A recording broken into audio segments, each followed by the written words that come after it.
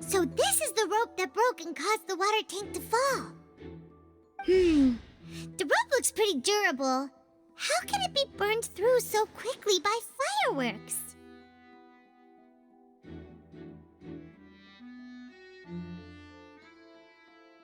Why are you suddenly so serious, Traveler?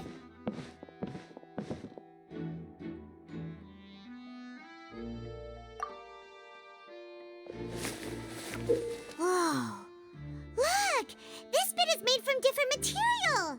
Most of it was burned away, but there's still a little bit of it left. Huh. So if a rope meant to hold something was made with that kind of material in it, then... Wait! Paimon should write all this down! Let's take notes!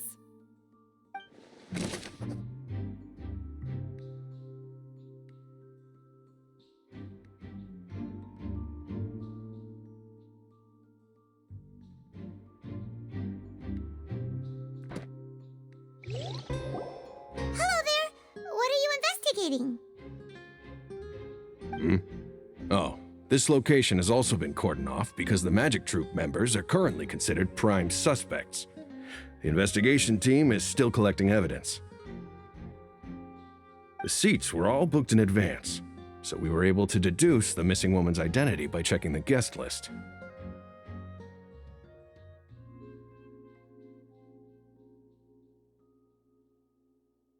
Sure, it's not like this is confidential information. We will publish it later anyway when we petition the public to help us find the missing person. Her name is Halsey. She's a painter from Fontaine who's made a bit of a name for herself.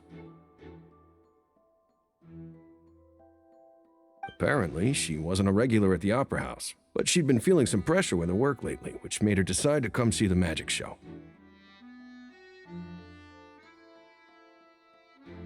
The Magic Troop members all claim not to know her. We have looked into her social connections. It seems that she has no personal grievances or conflicts of interest with the suspects. Simply put, she wasn't related to the Magic Troop at all, which matches the features of the previous serial disappearances. Were the victims of previous cases also chosen at random? That's how it seems to us, in any case. Apart from the fact that they were all young women of around the same age range, there really weren't any other connections between them. Okay then. No need to be so formal. If you do happen to see the missing girl, please be sure to contact us. It is of utmost importance that we get to the bottom of these disappearances.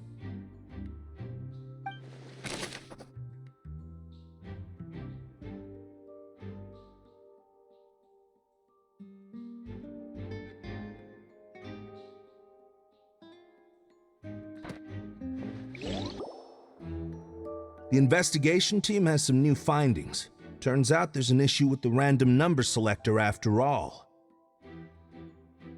See, I told you. What if the machine picked some big guy's seat? You think the murderer would have still made his move then? Sorry to interrupt, but we're helping Linny and Lynette with their side of the investigation. What were you saying about the number selector? There's something wrong with it? You're trying to help them? That'll be a tall order. Linny used the machine to pick a random member of the audience during his performance, right? The lucky girl that later disappeared. Well, we thought there might be a serious problem with the machine, so we had it taken away for further inspection. It turns out that the seat number it picked wasn't random at all. The machine picks that same number every time.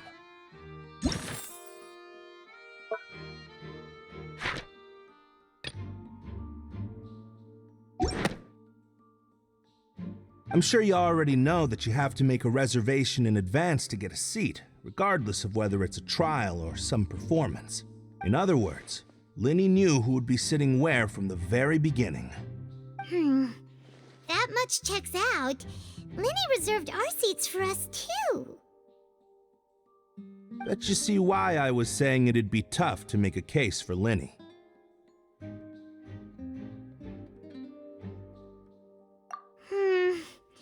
Even though it's bad for Linny's case, Paimon had better write it down.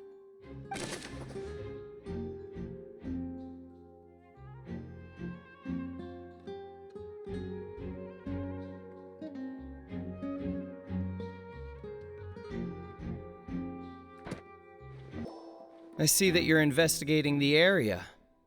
Well, it just so happens that I'm interested too. If you find any new and interesting leads, be sure to share them with me, all right? We don't have too many thoughts yet.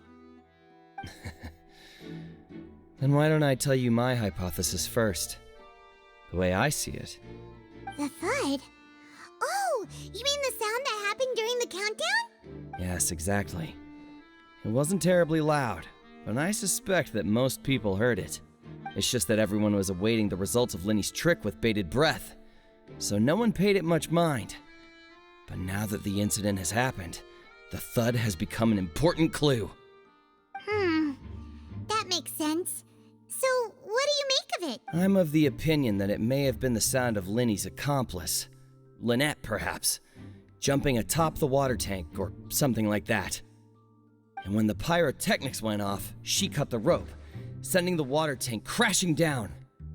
But wasn't the noise we heard too loud for that? Perhaps the balance wasn't right, leading to a particularly rough landing.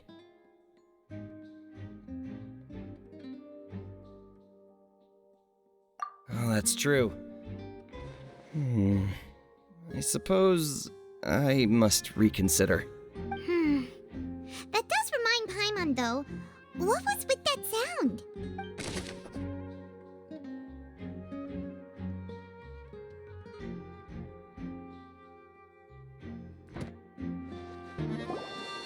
Hey, you! Yes, both of you! Over here! I've been keeping an eye on you for a while now. Huh? You mean us? That's right. If I'm not mistaken, you're also among those who wish to cut down the thorns and pursue the truth. No? And by the looks of it, you're not from Fontaine. Well, you're right on the more about that one, but who are you?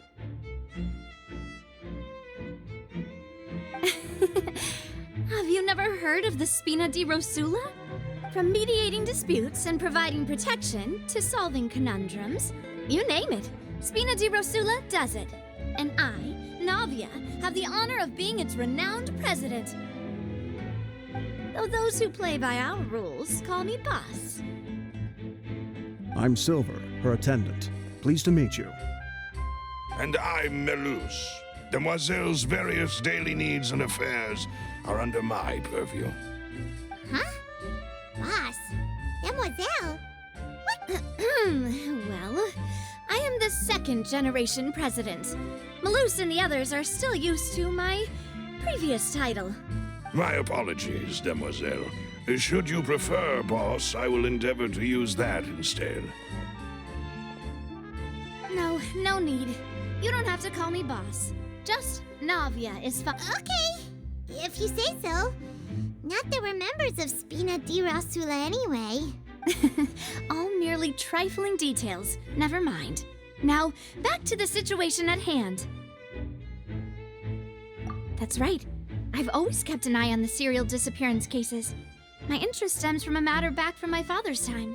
Judging from the look of things, I find Linny an unlikely mastermind. Really? We think so too! That's why we're looking for clues now. But how did you come to that conclusion? Intuition, naturally. My unparalleled intuition. Farina sure was quick to point the finger at Linny without any decisive evidence whatsoever, wasn't she? But that's not uncommon for her.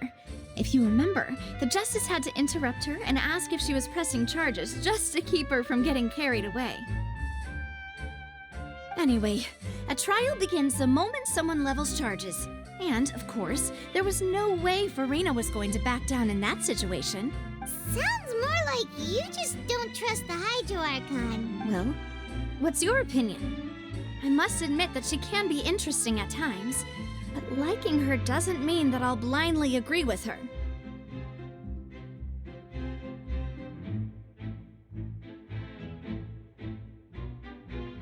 All right, I've answered your question. Now, it's time you answer mine. Wait a minute! Did that answer count? Well, I say it does.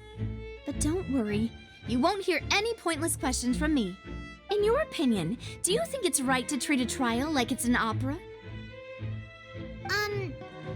Well? And why would that be?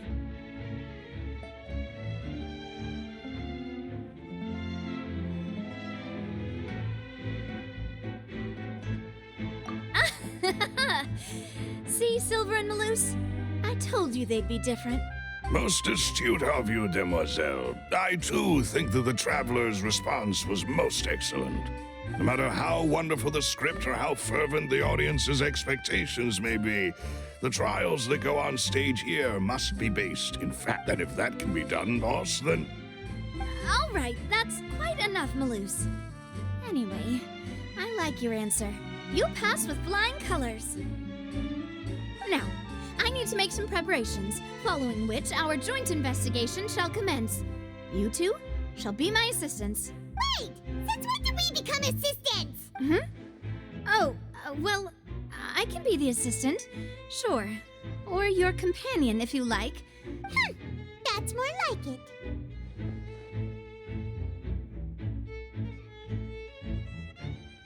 Far be it from me to brag, but I believe that Demoiselle's intuition will be instrumental in uncovering the truth.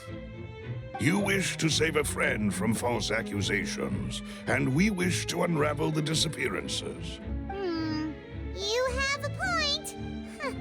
You're quite the talker, aren't you, mister? And what about you over there? What do you think? You seem like you've got something on your mind. I have nothing to add. Oh, alrighty then. We'll be making some preparations first. Just be sure to let us know if they start revealing Linny's tricks. Thanks!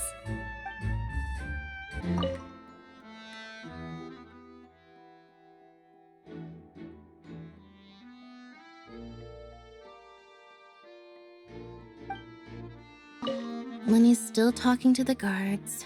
It seems he'll have a lot of explaining to do. I think someone will be assigned to monitor us later, but that's alright. Sorry, but no one can freely enter or exit the Opera House at the moment. If you wish to leave, you must register your identity with us first. No, we're not leaving. We're representing Linny and Lynette as attorneys, so we're investigating the case. Were you always guarding this entrance? Yes, after the Chief Justice gave the order, everyone coming in or out must undergo a strict inspection. So, the missing girl couldn't have left from here. At least, not from that point on. I doubt there was much opportunity then, either. How can you be so sure, Well, because I was in charge of security near the entrance at that time. I couldn't see Linny's performance from here, which was quite a shame. Just my luck. But still, I did not abandon my post, and I stayed put no matter how loud the applause was. If someone had so much as even approached the door, we Melazines are good at that sort of thing, you know. So, it's safe to say the girl couldn't have left through here. Alright, thank you for your help. This will be useful info.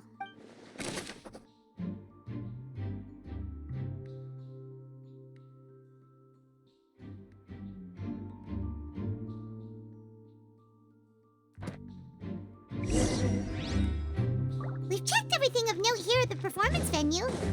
Paimon wonders how Linny's discussion with the guards is going. Let's go see, shall we? Ooh, things are getting interesting, huh? We're about to see how magic is made. Understood. Then I will be going with you. Just so you're aware, I will be monitoring your actions and making notes as necessary. Very good. Thanks for being so agreeable. I'd pull a rose out of my hat as a gift for you if I could.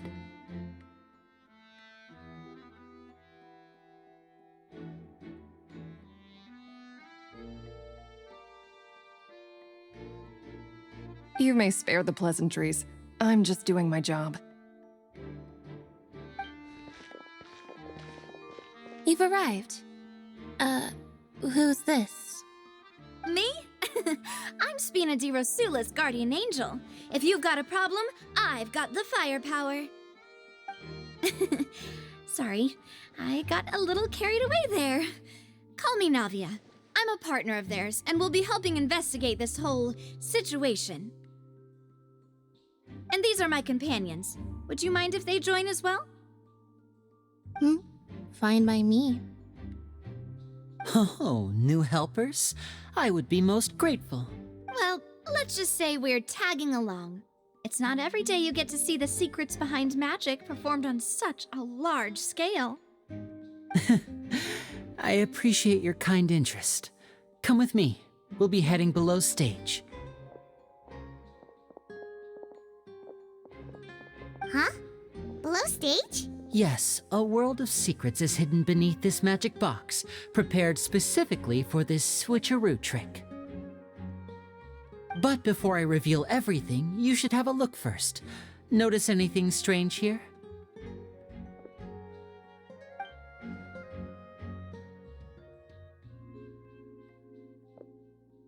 I'm not trying to be dramatic. Remembering the details of a trick will help you understand the methods used to perform it more easily. Huh. Weren't there balloons and other decorations here? Ah, good eye. That said, you're still far from discovering the answer. The back? You mean the inside of the door? What's different about it? Paimon didn't notice anything. Very good indeed. I thought you might not be able to catch that, given that you were sitting in the first row. The back of this door was patterned. Those patterns are now gone, replaced by a smooth wooden board. So, if you put 2 and 2 together, what do you get? Exactly. All right, let's go. I'll tell you how it works as we head down. Oh, so there was a passageway under the magic box!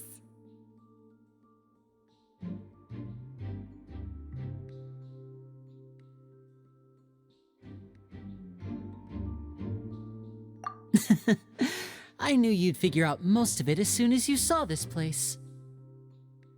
The 2 magic boxes are positioned right above the 2 entrances of the tunnel. See this flatbed trolley? The box with the lucky audience member in it would be shuttled over to the other side using the trolley. This trolley can raise and lower and even rotate, ensuring that the box will face in the right direction. I see. So that's the purpose of the box inside another box. Precisely. The inner box would descend after the audience member was put inside and be moved along the trolley, all while the outer box would remain on stage as if nothing had ever changed. So that's how you did it! Once the box was lowered, the trolley would store some energy through this device here, with which it would complete the rest of the steps. The audience member would only be able to feel some slight movements in the dark, and by the time she walked out, she would already be back on stage. Right! You were talking that whole time, and you even came out for a moment near the end! Ah, yes. A phonograph operated by Lynette was used to achieve that effect. My assistant and I had already scripted our conversation beforehand. When the countdown began, I had already gone to the opposite box via a tunnel using that ladder. And what about Lynette? Where was she? I was in the mezzanine space in the back of the box. Oh, interesting! That's how we were able to coordinate Linny's lines with the assistant. And by the way, I was the one who walked out of the box at the end. I mean, we are twins. All it takes is a change of clothes and no one can tell who's who. And that's my favorite part of this trick. Only Lynette and I can perform it. So that's how it all worked! Wow, every detail you revealed was more amazing than the last! Lynette would briefly walk out of the box and then go back in, jumping into the tunnel and escaping before the box on the trolley could finish ascending. And then I walk out of the other box in the audience area, and the trick would be complete. The operative word here being would. But as you saw, Cała was in the box, not our audience member. She, on the other hand, mysteriously vanished. We really don't know how that happened.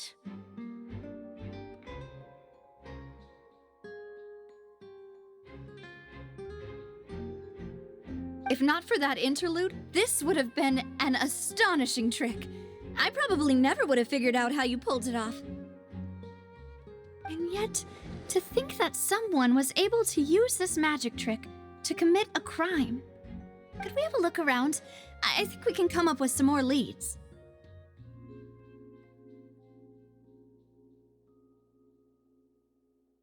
This is the scene of the crime, so Linny and Lynette are not permitted to stay here.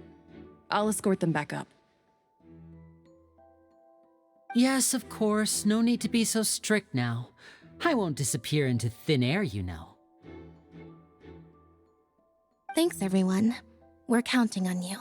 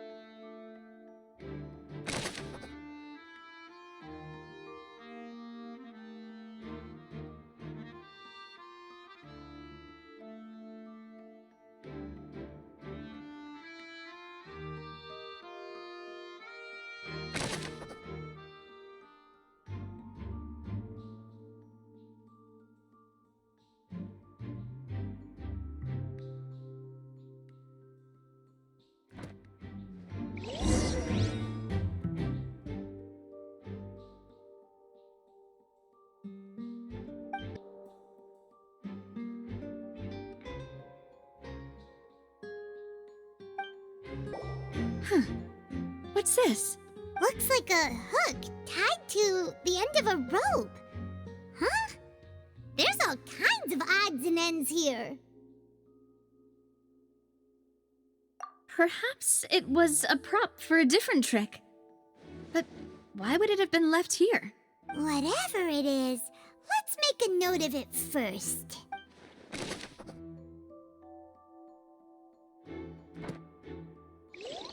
The floor is wet. Please be careful not to slip.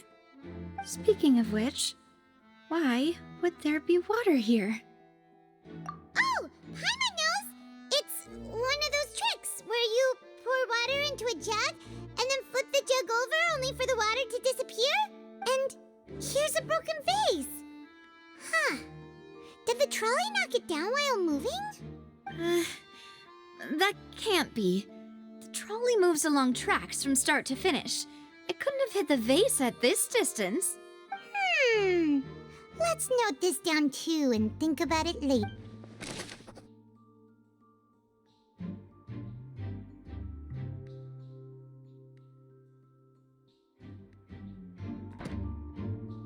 Oh, these are the clothes that the lady chosen from the audience was wearing, right?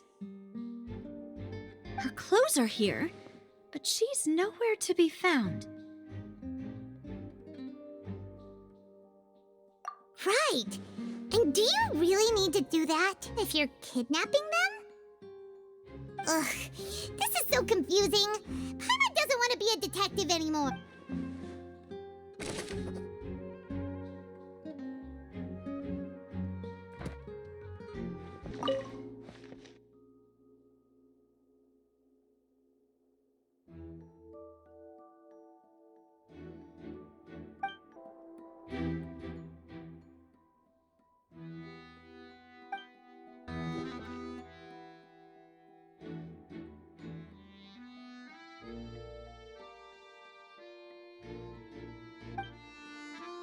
What is this place?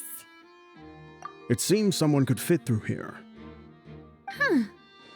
Could this have been the suspect's escape route? Alone, perhaps. But if they had to pull another person with them, the space would be too narrow. But there are no other ways in or out of here.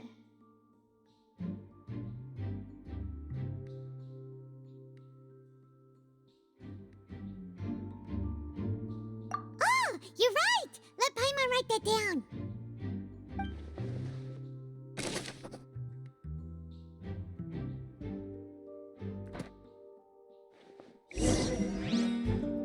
Seems we're just about done investigating down here. Yes, let's head back up.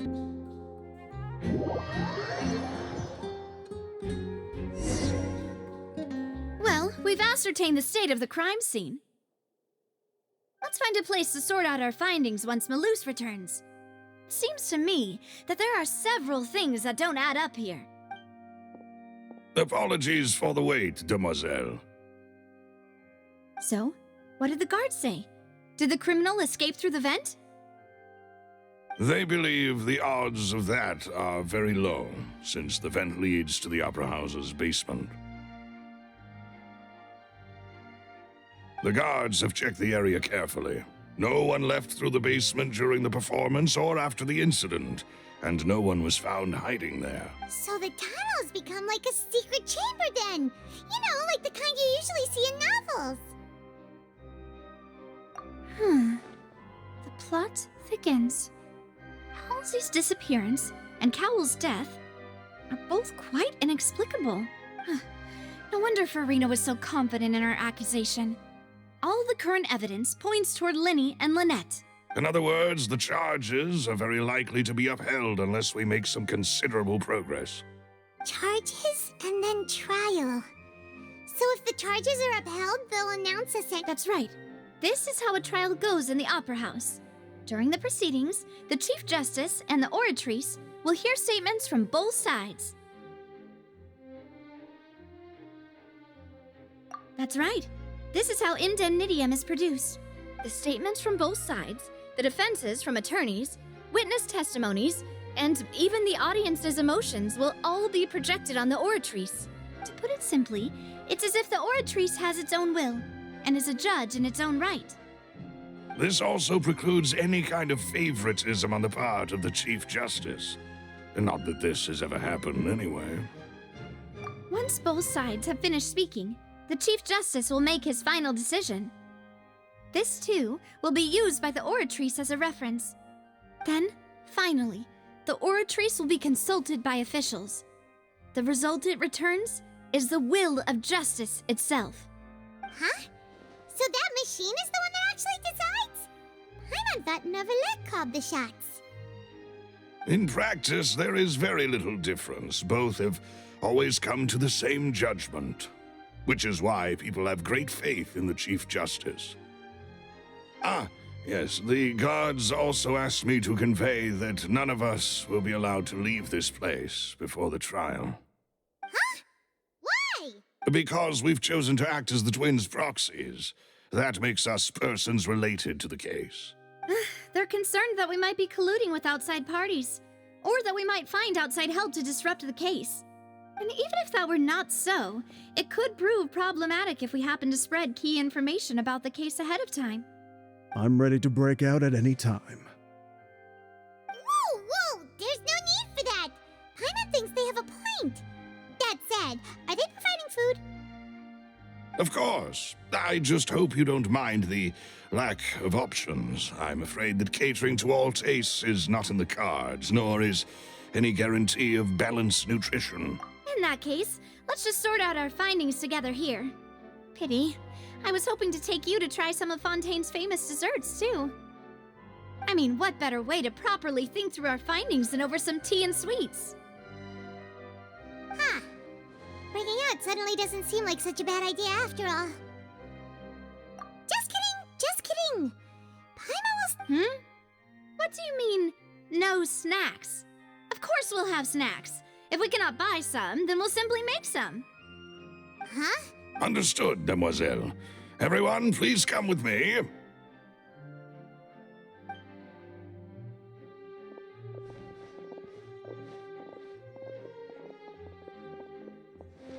Wait, you're carrying a portable stove with you? Yes, I must be prepared to meet the demoiselle's baking needs whenever the fancy strikes her. I have eggs, sugar, and almonds at the ready. Good work, you two. Then I'll get to it. Please sit tight for a moment. You'll get to taste my awesome snacks soon enough. These three are quite the interesting group.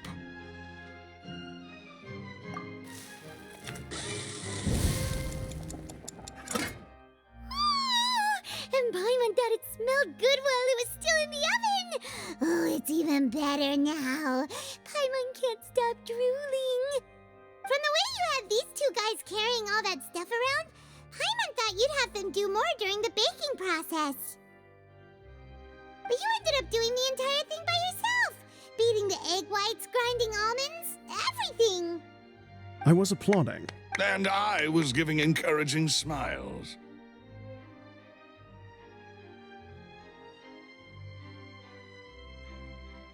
Paimon was just thinking, aren't you worried about getting your fancy dress dirty beating egg whites and baking like this?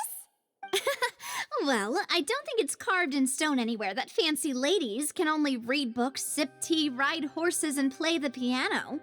I just really enjoy making snacks. Don't underestimate beating egg whites, by the way. It's a real arm workout. You also need to beat them to just the right consistency, or your macarons will crack. Anyway, give these a try, fresh out of the oven. There's 3 for each of us. Only 3? Well, eating too many sweet treats might send all that sugar to your head. You wouldn't be able to think clearly about the case on a sugar rush, would you? Tea is ready to be served as well. This is Demoiselle's favorite, strong black tea with a floral fragrance that clears the mind and lifts the spirit.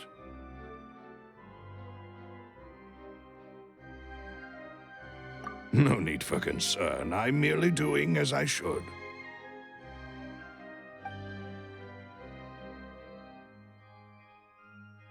All right then. Down to business. As Paimon mentioned previously, the tunnel seems to be something of a secret chamber. However, we can assume that Linny and Lynette were not alone within it. Some criminal also occupied its sealed confines.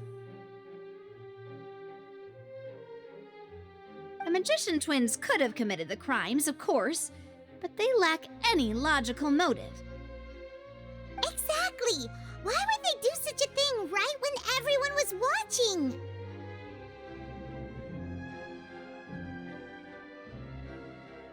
The flower vase and the thud we heard during the performance could indicate some altercation between Halsey and the criminal in the tunnel.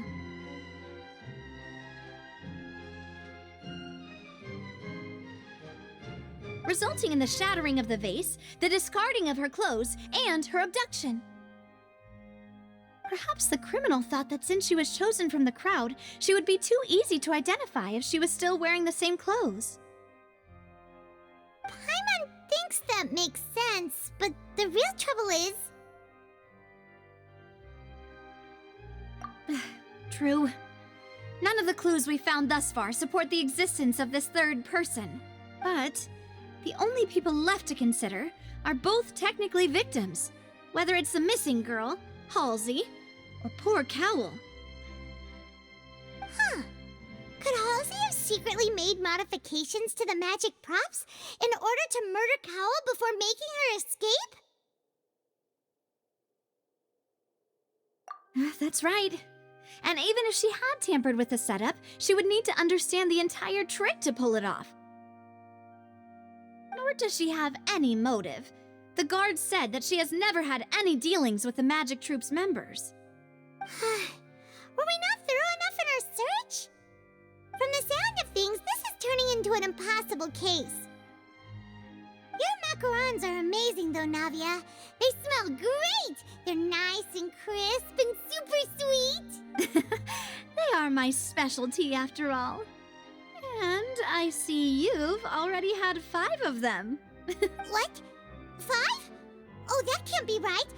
Paimon only counted 3, honest! Please don't worry about it. At my age, a few less sweets might actually be a good thing.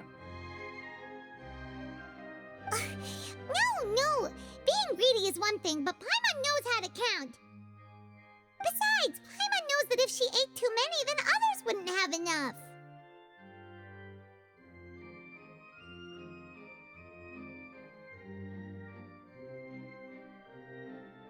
Wait, even you don't believe Paimon?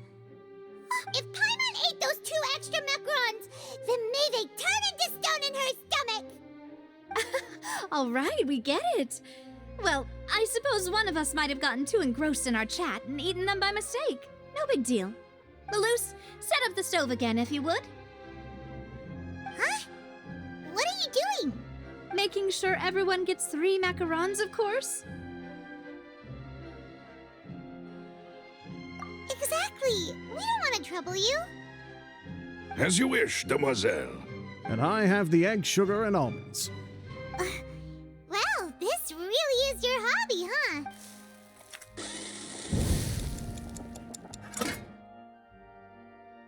Well, that's it for snack time. I'm going to have another look around the area. I don't know what we're looking for yet, but we've still got some time. As attorneys, I suggest the 2 of you think the case over again. It would be awkward if you got all tongue-tied on stage during the trial. All right, thanks for your help and for the snacks. It was nothing. A small task for the Spina di Rosula. Silver, Malus, it's time to go. I'll be back if I find anything new.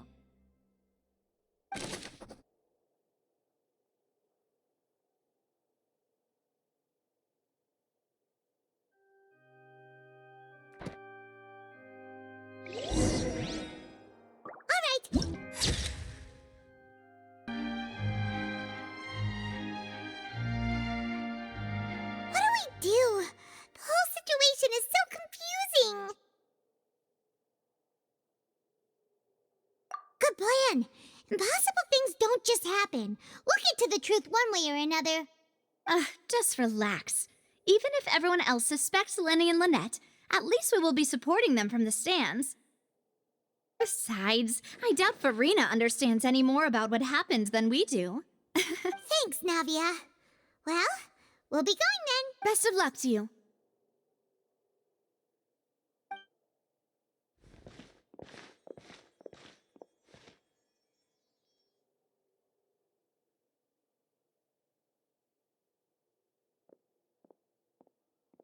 Ah, finally, you're back. Well, how did your investigation go? To be honest, you might be disappointed. No. We're already very grateful that you were willing to help. Well now, don't you all look disappointed? Don't tell me that your investigation came up empty-handed. That was to be expected, of course. The guilty can never produce proof of their innocence. But don't let that stop you. I shall be terribly disappointed should you, my most anticipated foe, concede so easily. Since both parties are present, I declare that the trial regarding the magic show incident is now in session. Firstly, in order for the audience to understand the causes and results of the incident, could we please have Mr. Linney explain the trick? Yes, of course.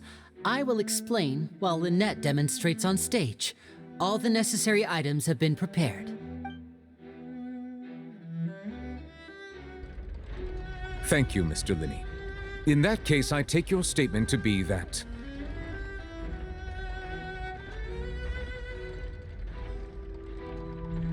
you ran to and remained hidden within the magic box in the audience stands once the trick began, and thus could not have committed the crime. Is this correct? Yes, that's correct, Your Honor.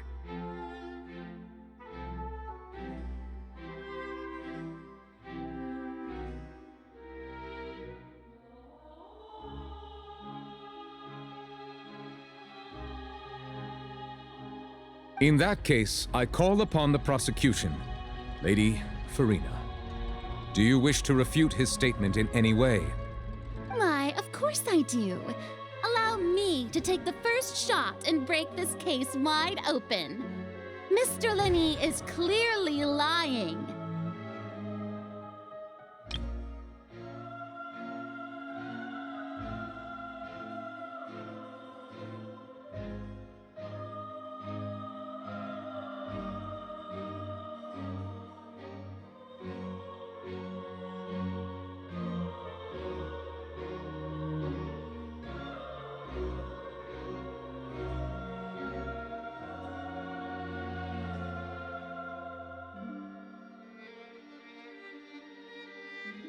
There is no way you could have been in the box the whole time if you were to abduct Halsey and murder Cała. In fact, I'd say you were hardly in that tunnel at all. That is simply your hypothesis based on the presumption that I'm guilty. Oh, is that so? And if I may ask, what did you hear while you were inside your box? The roaring countdown of the crowd, of course. That's how I kept track of the time and built anticipation for the finale.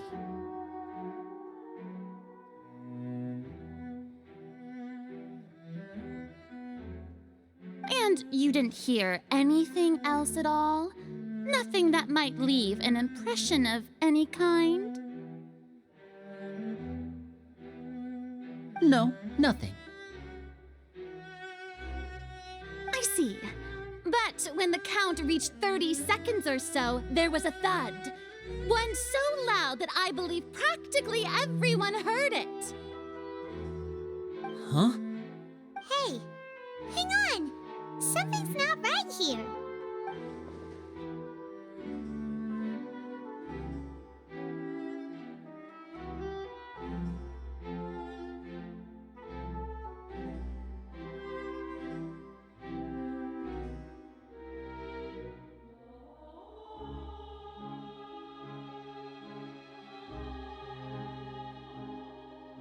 Yeah, I'm sure he could have heard a noise that loud from inside the box.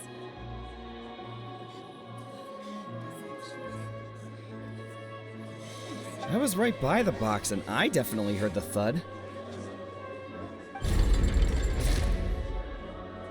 Look at those scales. Could those mean...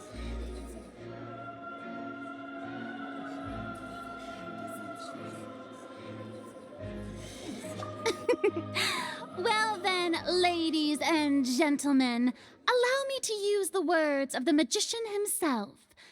You never know what can happen in the blink of an eye.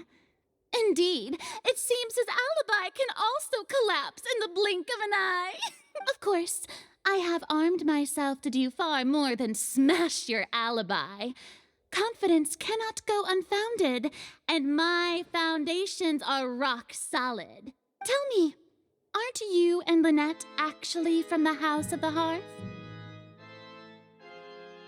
The House of the Hearth?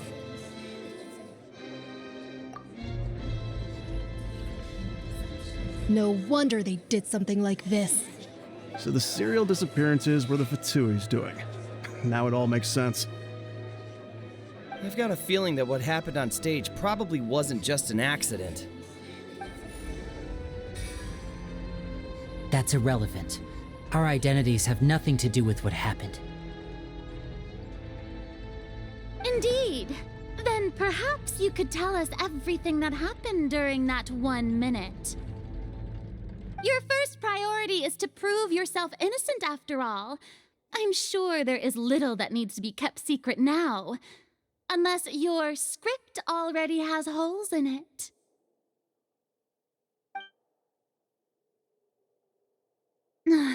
The Outlander is speechless. My, oh my, don't they look flabbergasted? Now comes the infighting and discord, I suppose. This was almost too easy. Good thing I made all those preparations. Seems the all-nighter I pulled last night is really paying off. Hey, Linny! Why didn't you tell us this before? Order! Order! Mr. Linney, allow me to re-establish the facts. Lady Farina has raised 2 points.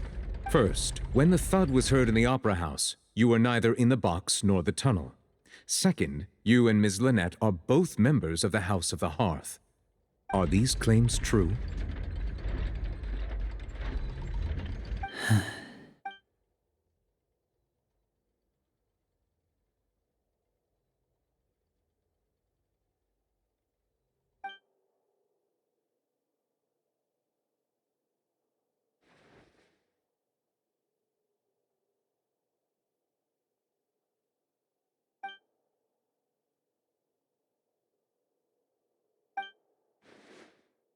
Please answer my question, Mr. Linney.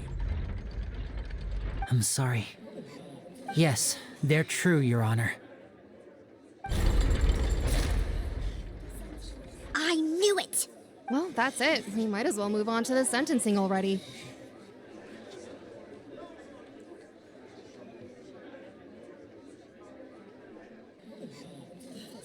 What should we do now?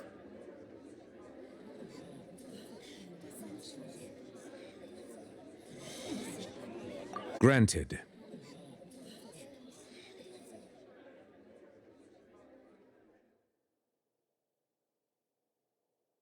In that case, what is your request?